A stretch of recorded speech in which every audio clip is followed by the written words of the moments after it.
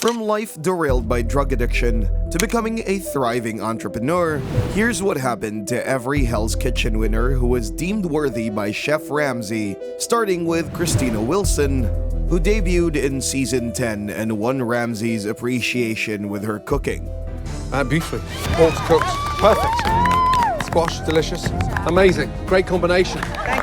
Even under the intense pressure from the master chef himself, she stayed cool and proved herself to be a great leader, slowly earning the respect of Ramsay through the episodes. She was considered by many to be one of the best contestants to ever appear on the show, including the Hell's Kitchen official channel, which has called her its most trusted and successful chef. With this level of talent, Christina was soon made the culinary director of Gordon's restaurants for 6 years straight, having various side jobs along the way. This eventually landed her the role of vice president for Gordon Ramsay's North American branch. During this time, she was also running her own restaurant, Humble Pie, in Las Vegas since December 2015. After her successes elsewhere in the industry, she became a returning figure on the show in Season 15 and from Season 17 to 22. In 2022, Christina shared an Instagram post with Gordon to celebrate the opening of a Caesars restaurant in Atlantic City. She captioned the post saying, "After having Hell's Kitchen launch my career with Gordon Ramsay, I'm now in my home state, 10 years later, celebrating the first East Coast Hell's Kitchen opening." Even viewers of the show were appreciative of her talent, saying, "She's truly one of the greatest talents to come out of Hell's Kitchen." A year later, in December 2023, she retired as vice president of culinary in Gordon Ramsay North America, as shown in her LinkedIn page. Her final appearance on Hell's Kitchen was in Season 22, and she's still actively running Humble Pie as its founder. Christina was one of the very few people who went from contestant winner to becoming one of Chef Ramsay's most iconic figures. But while Christina's career continues to flourish, the next contestant on our list chose to keep things a bit more low-key and simple with her own path. Sutton appeared in Season 19 and made a name for herself in the kitchen with her cooking talent as she won the season and even had the chance to become Gordon's staff. I'd be thrilled to call either one of you my head chef.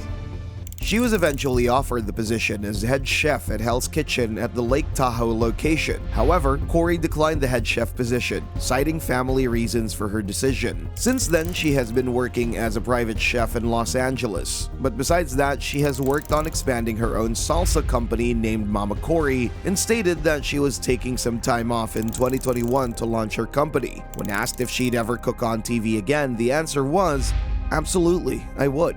To be honest, I would probably do Hell's Kitchen again." During her time off, she appeared in different cooking shows and shared, "It was a huge honor to even be invited because it was supposed to be all national Mexican chefs. When I got called upon it, I honestly thought it was a joke." As of 2023, she was the face of the 5-star Garza Blanca Preserve Resort and Spa in Puerto Vallarta, Mexico, and was married the same year. Corey's success came from her perseverance and skill being put to great use. And the same is also true of the next contestant on our list, Gill from Season 14. After her victory in the show, Megan went on to be offered a job as head chef of Caesar's Palace in Atlantic City, New Jersey. She thanked Gordon for this role, saying, "Thank you for this opportunity, and if my door opens, I know that this is the direction I need to go."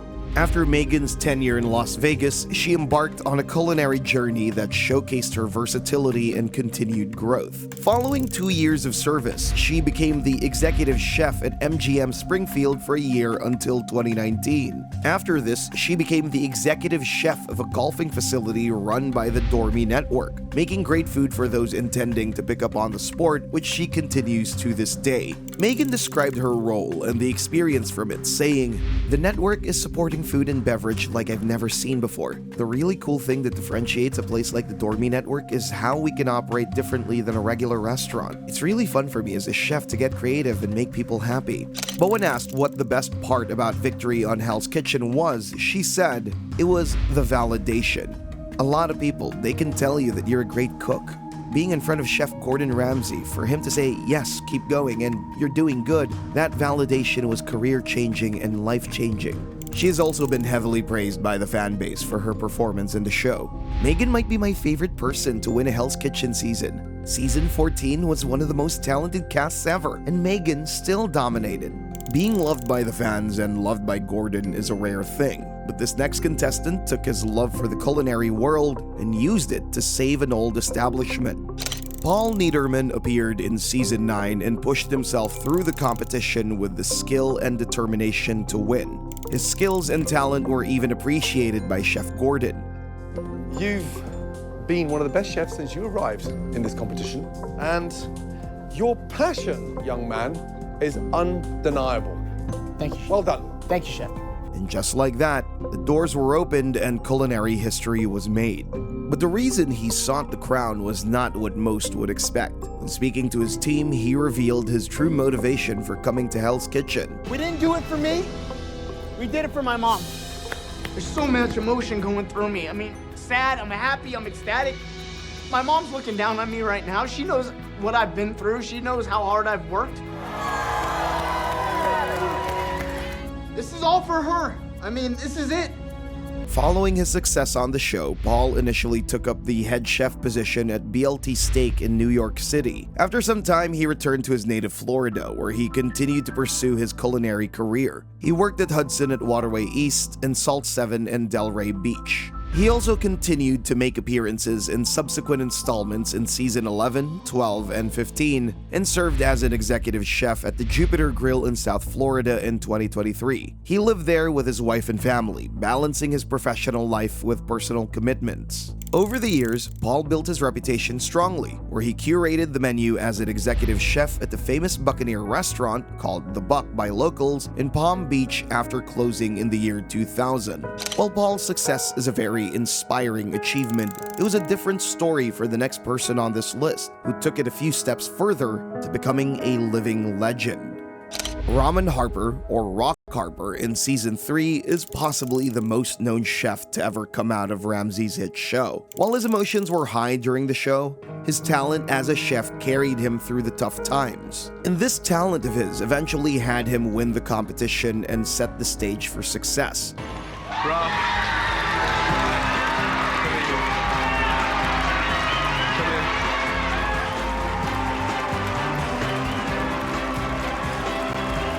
Even the fans seem to agree that he's one of the best contestants to appear on the show. This whole season, you can just tell Rock was on a different level. In 2023, following his win, Harper took up the head chef position at Terra Verde restaurant in the Green Valley Ranch Casino, Nevada. After fulfilling his one-year contract there, he returned to Washington, D.C. Once back at his home state, his passion for culinary education led him to teach cooking classes at Stratford University. But he didn't just settle there. In addition to his culinary endeavors, Harper ventured into writing, debuting as an author in 2010 with his book, 44 Things Parents Should Know About Healthy Cooking for Kids.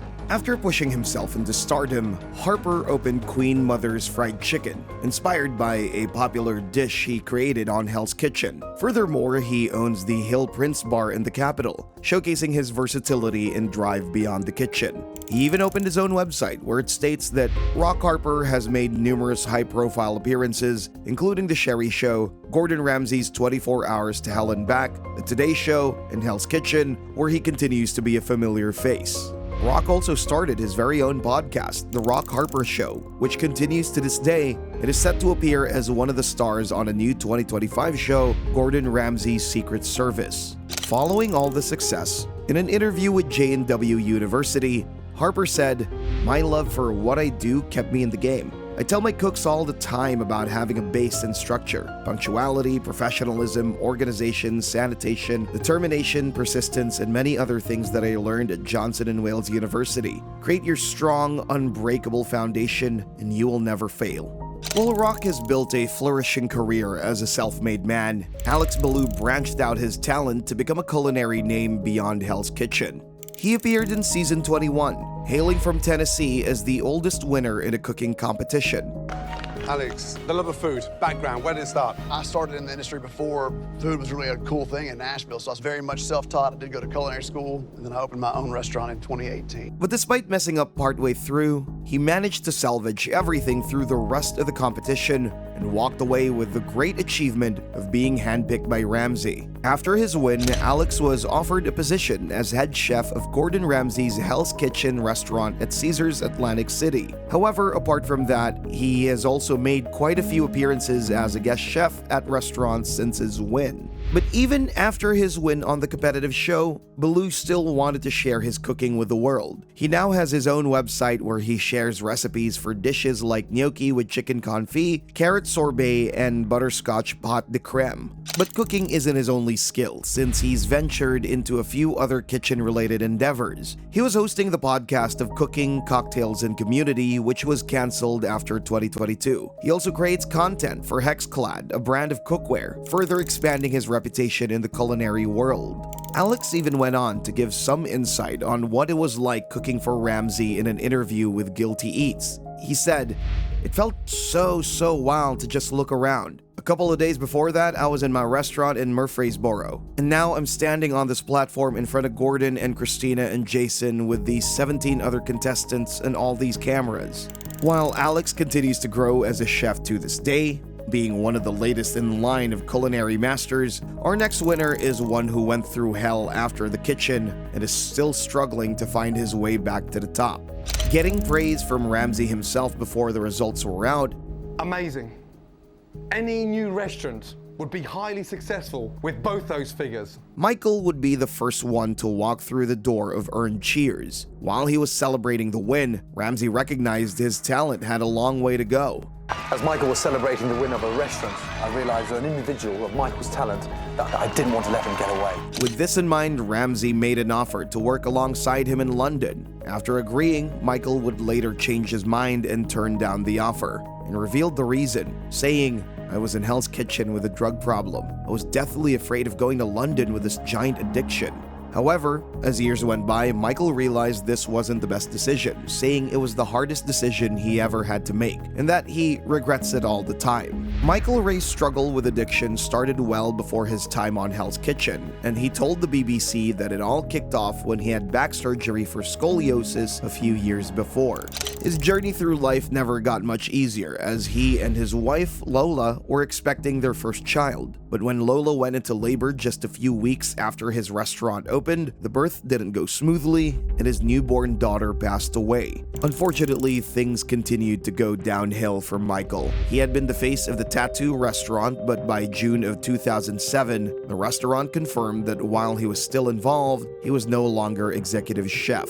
Nobody at the time knew anything about this, and it wasn't revealed until much later that he simply walked away. His relationship with his wife fell apart, and it wasn't long before he was homeless, sleeping beneath an LA underpass and getting his meals from homeless shelters. After a while of trying to get his medication to deal with the opioid addiction, his doctor refused and hospitals wouldn't admit him to see him through his withdrawal. So Wray broke into his local pharmacy, stole what he needed, and headed out into the desert. Struggling for his own survival, he had even tried to cut his own throat. Fortunately, a passerby found him and called 911. When he knew he had to do whatever he could, and was introduced to another drug called Suboxone, used for the treatment of opioid addictions. 4 years after that day, Wray was still taking it.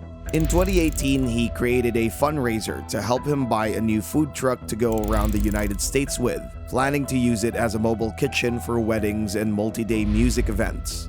After going through so many personal struggles all these years, Michael is slowly finding his path back. As of 2025, he has taken a trip to the Philippines where he's looking into starting a restaurant. While he has reached out to Hell's Kitchen a few times, nobody has called back.